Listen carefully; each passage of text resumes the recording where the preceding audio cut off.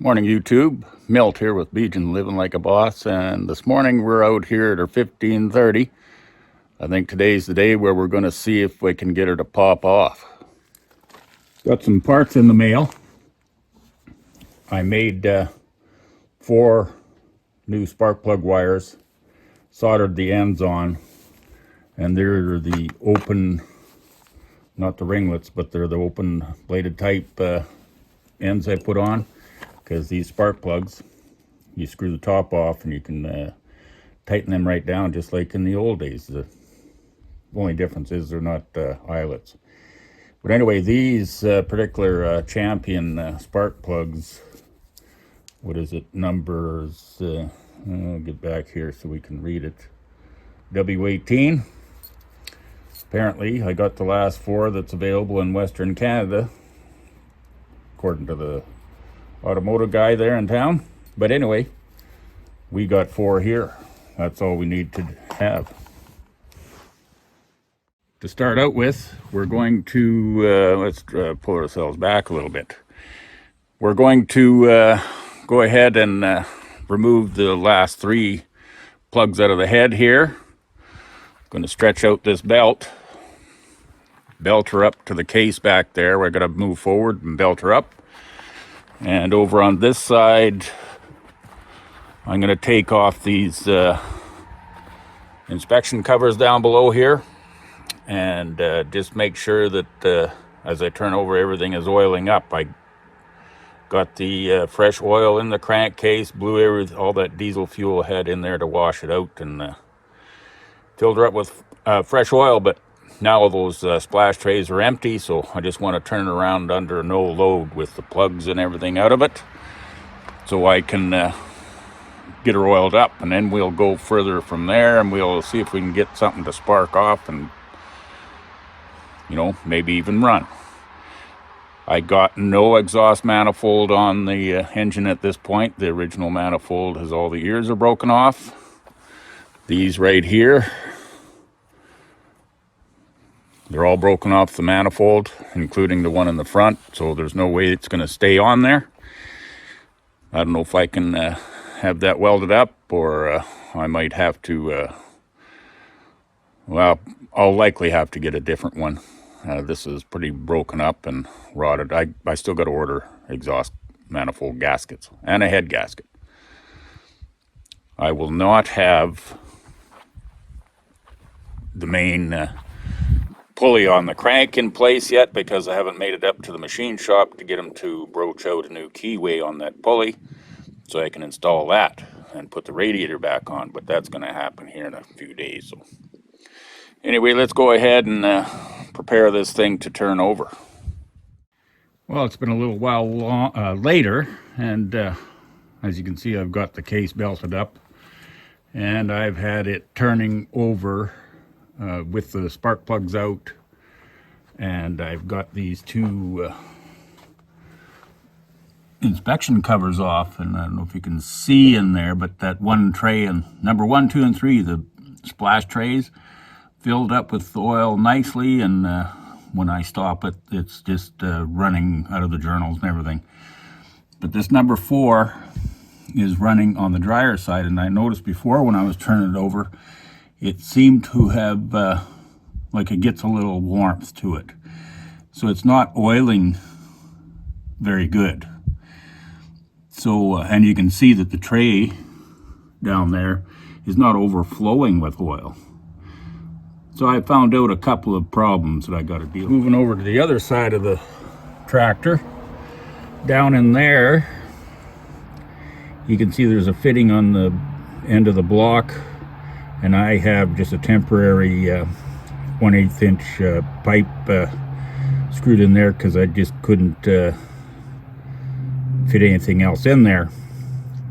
But that fitting there is supposed to access your oil pressure gauge, be the access for your oil pressure gauge. But when I got the tractor, there was actually a grease nipple in there instead of the pipe.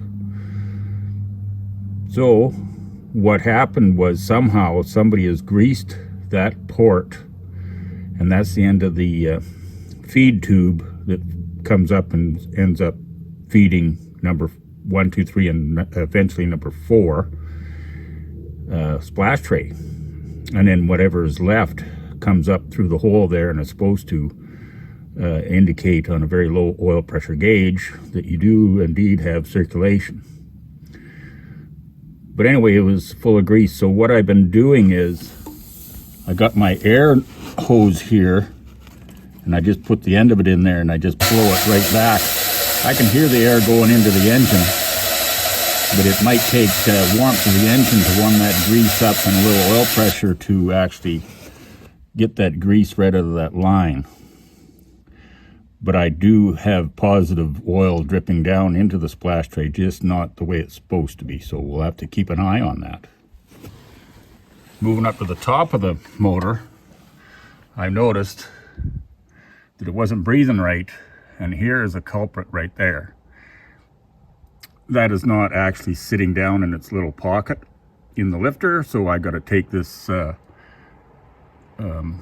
rocker assembly off and move that push rod down into the lifter, because it just wasn't breathing. I could get air coming out of here plain, but there was very little coming out of this port. So it was going back and forth through the intake valve. So anyway, we'll get that worked up, and we'll come on back and show you what we got going on. Okay, what I got here is obviously a self-induced problem. Can't pull this push rod up. The other ones come up, but the reason is, once I open up this panel, I don't know if we can see down in there, you can see that rod is clearly bent, which means that possibly the valve was stuck, which is this one, but I can function it. It's functionable. So I don't know what went on there. Obviously, something I did, obviously. So I'm going to have to pull that out. I'll just get a pair of vice grips and pull it out. It just doesn't come through the hole, being it's bent. So we'll get that out of there and see if we can straighten that out and see what went on here.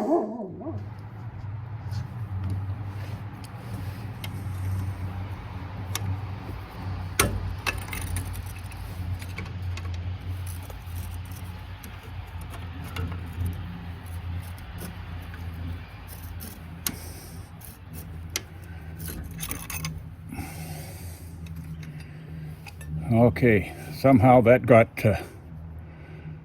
really bent.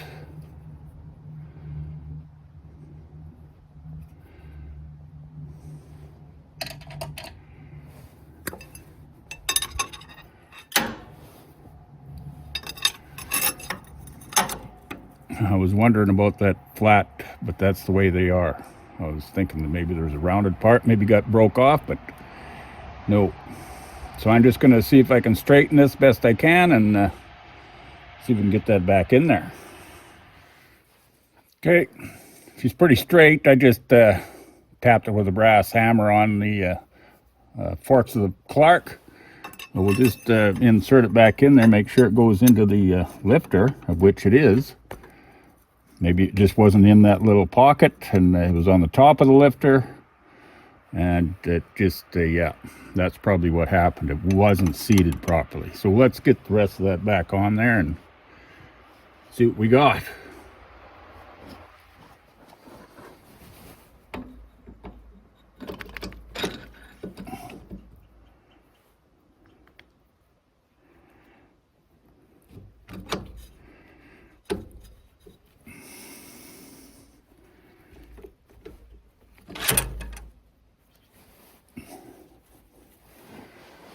There, that's in place. Need our little oil tray.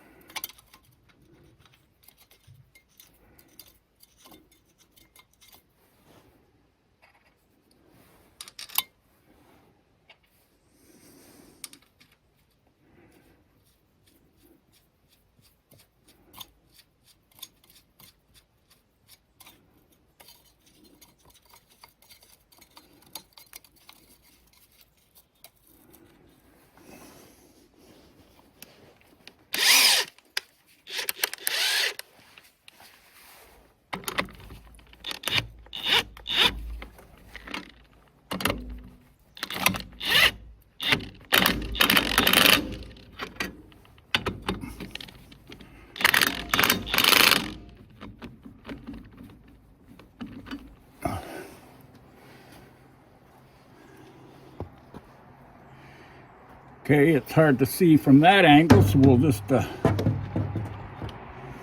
bring you off the perch here. And there.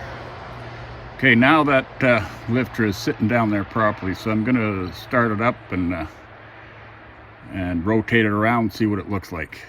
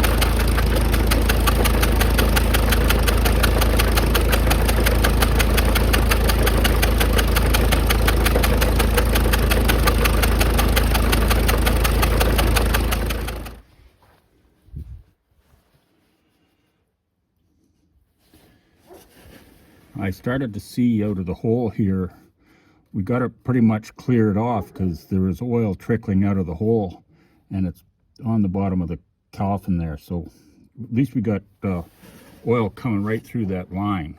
We'll go over the other side and take a look at our tray, see if it filled up better.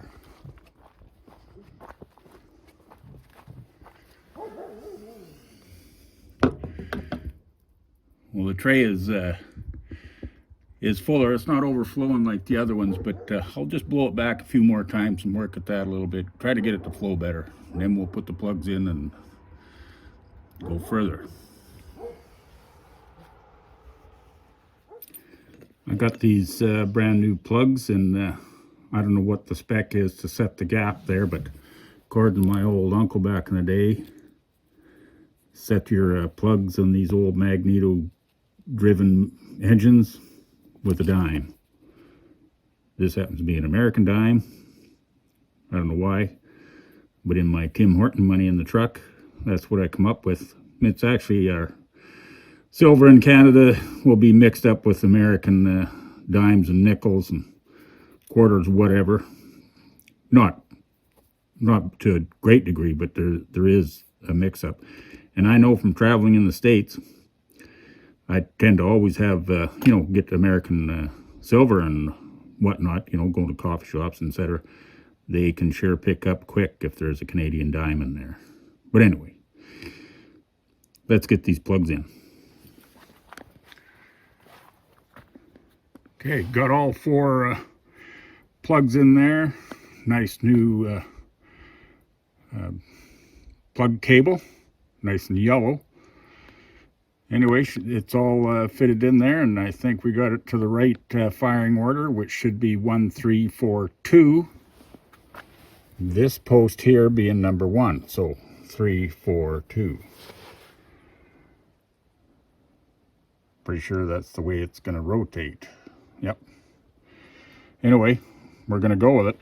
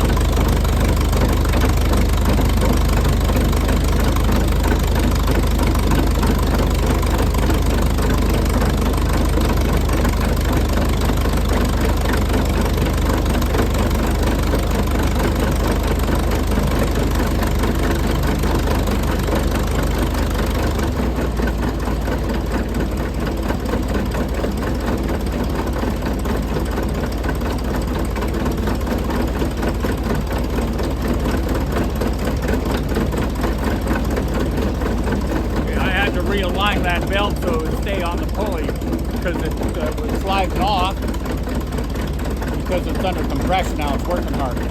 So anyway, let's go over to the other side.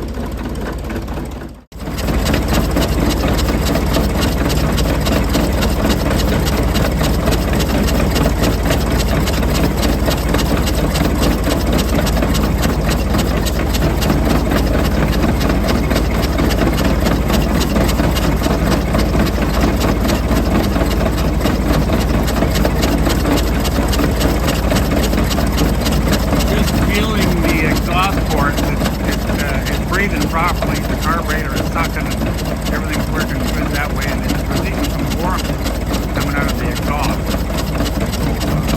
So let's see what's going to happen. I'm going to just spray a little ether in there to see if it comes up.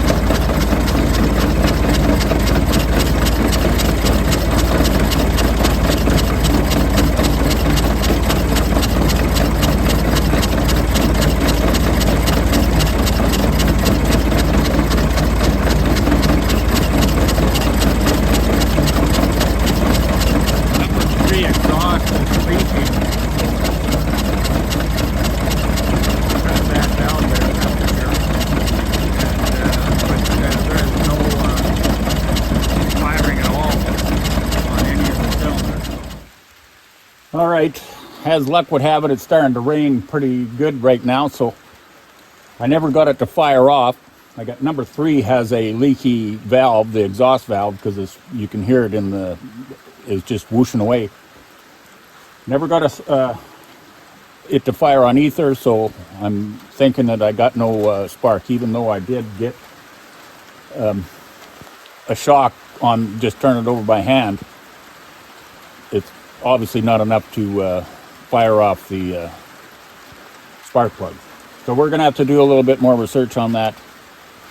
And then, well, we're going to put everything away here because it's raining. So anyway, like and subscribe. We will catch up to you after we do a little investigation on the mag. Bye for now.